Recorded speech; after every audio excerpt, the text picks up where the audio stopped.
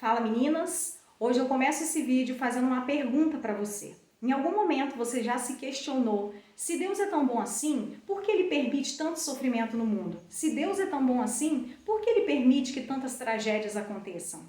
E aqui, para falar um pouquinho sobre isso, a gente entra no terceiro vídeo da nossa série Mentiras que Escravizam e Verdades que Libertam. E eu quero trazer para vocês aqui hoje a terceira grande mentira. Deus não é tão bom assim. Ele não é tão bom pai pra gente. Por quê? Porque ele permite muito sofrimento na nossa vida. Ele permite que coisas ruins nos aconteçam. Ele impede a gente de ser feliz, ele impede a gente de fazer algumas coisas que a gente tanto quer. E aqui, a primeira reflexão que eu quero trazer para vocês é acerca do início da criação do mundo.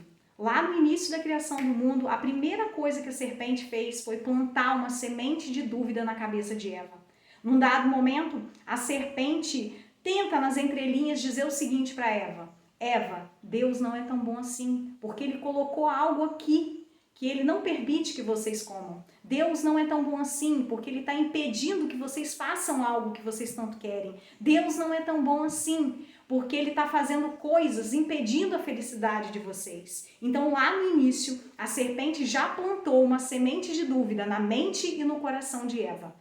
E eu sempre ouvi uma frase que dizia assim: o diabo trabalha na dúvida. E isso é muito real. A partir do momento em que nós temos uma pequena dúvida, o diabo começa a trabalhar nessa dúvida sobre quem Deus é na nossa vida. O diabo trabalha na dúvida de quem eu sou em Deus. Então, na dúvida é que começa todo o estrago.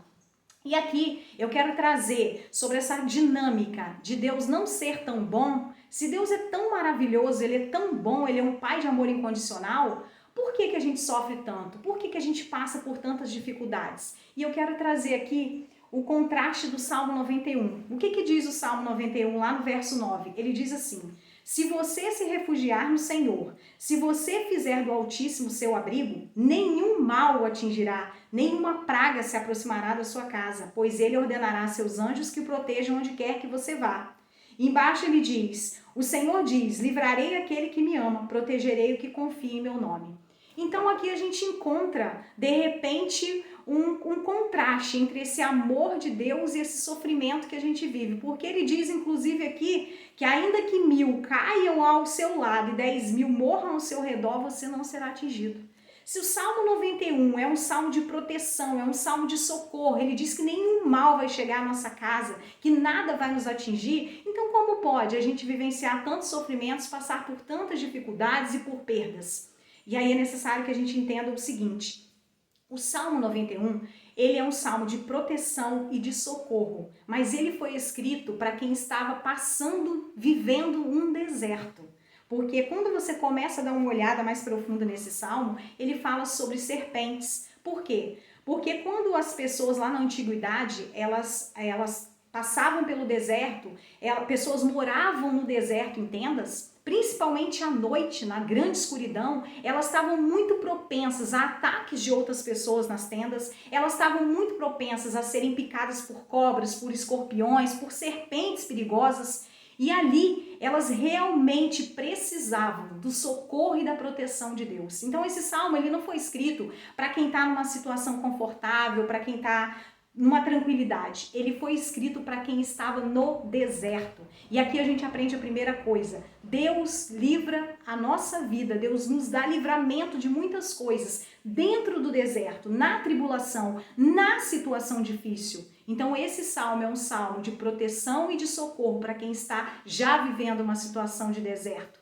E a outra questão que eu quero trazer aqui é que ao longo da Bíblia a gente observa o quê? Na saída do povo do Egito até a chegada na Terra Prometida houve um deserto, houve um hiato, houve um tempo aqui que eles passaram sofrendo até a entrada na Terra Prometida.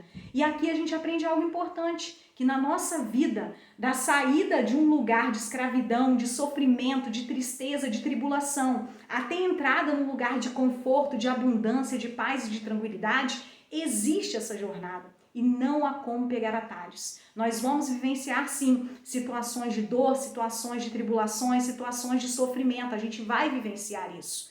E aqui a gente precisa entender algo importante: a dinâmica da dor. O que é a dinâmica da dor, Viviane? Se Deus permitir que a gente sofra muito, Pode acontecer da gente ficar endurecido pelas dores da vida, pelas batalhas da vida. Pode ser que a gente não entenda as coisas que Deus está fazendo. Pode ser que a gente não consiga enxergar Deus como um pai de amor incondicional. Mas, em contrapartida, se Deus permitir que a gente sofra pouco também, a gente jamais vai conseguir compreender a ação destruidora, a ação devastadora do pecado na nossa vida. Porque é fato que a gente só muda a nossa rota, a gente só muda o nosso comportamento, a gente só muda os nossos hábitos quando a gente está passando por situações difíceis. Dificilmente a gente para pensar em mudança de rota quando tudo está indo bem na nossa vida. Então, essa dinâmica da dor, nem muito, nem pouco, mas na medida certa, ela é extremamente importante para o nosso amadurecimento, para o nosso aperfeiçoamento. Ela é extremamente importante para que a gente compreenda o amor grandioso de Deus e compreenda principalmente a ação devastadora do pecado na nossa vida. E aqui eu quero compartilhar com vocês uma experiência pessoal. Em 2022, quando a minha mãe ela atravessava um período, uma situação de um câncer terminal, e eu acompanhando aquela jornada dia a dia ali com ela, houve momentos em que eu cheguei para Deus e questionei algumas coisas. Eu sou muito sincera com meu coração diante de Deus, Ele sabe tudo que eu penso, Ele sabe tudo que eu sinto. E Ele sabe que eu tenho as minhas fraquezas. Em vários momentos eu questionei a Deus, eu perguntei para Ele, Senhor, é realmente necessário que o ser humano passe por um sofrimento tão intenso como esse que a minha mãe está passando? E naquele momento, eu senti o Espírito Santo me respondendo o seguinte, Deus me respondendo o seguinte, Viviane, você acha que você ama mais a sua mãe do que eu? E quando eu tive essa compreensão do amor de Deus, que era muito maior que o meu amor pela minha mãe, eu comecei a lembrar da história de Jó.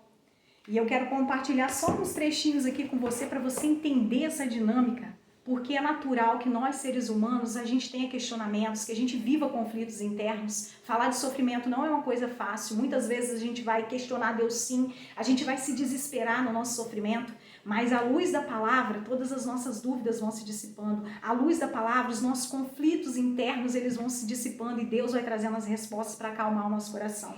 E no capítulo 38 de Jó, quando Jó questiona Deus sobre tantas coisas, Deus começa a fazer perguntas para Jó. Ele diz assim, onde é que você estava quando eu criei o mundo? Se você é tão inteligente, explique isso.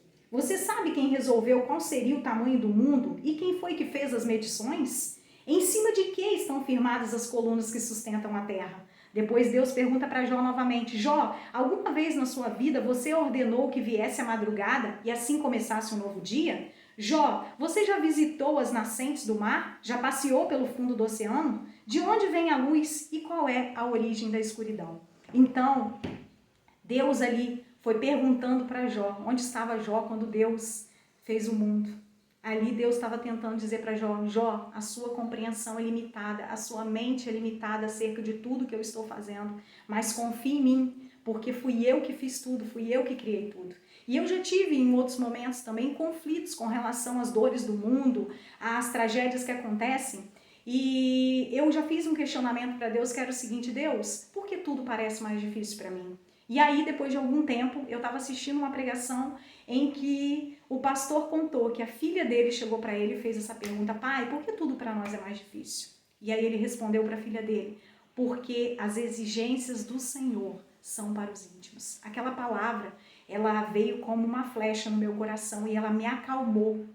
Ela fez com que eu entendesse que quanto mais próxima de Deus eu estiver, quanto mais amiga dele eu for, mais ele vai ser exigente comigo para que eu desfrute mais e mais da profundidade do amor dele.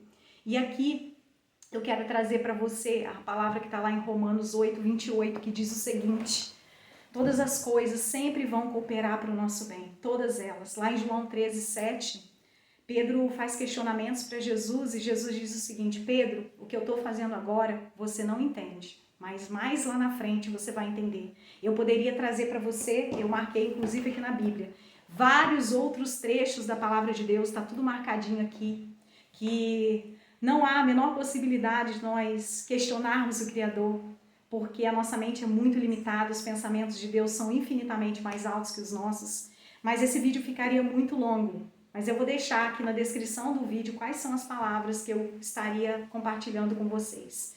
E aqui eu trago esse vídeo, essa reflexão, que Deus é sempre bom, não importa o que aconteça na sua vida, Deus é bom a todo tempo, tudo que Ele faz é bom. Então que você não questione a justiça de Deus, que você não questione a sabedoria dEle. Não é fácil, os momentos de dor, eles vão chegar, nós vamos ter conflitos, como eu falei, a gente vai ter momentos de dúvida, mas que você se apegue ao amor grandioso e que a palavra de Deus, ela dissipe todas as dúvidas do seu coração, que ela desfaça todos os seus conflitos internos, porque Deus é bom em todos os momentos e tudo que Ele faz é bom. Que Deus te abençoe e que você continue crescendo em graça e em sabedoria e confiando que esse nosso Deus realmente é um Deus de amor incondicional, que tudo que Ele faz sempre é bom pra gente.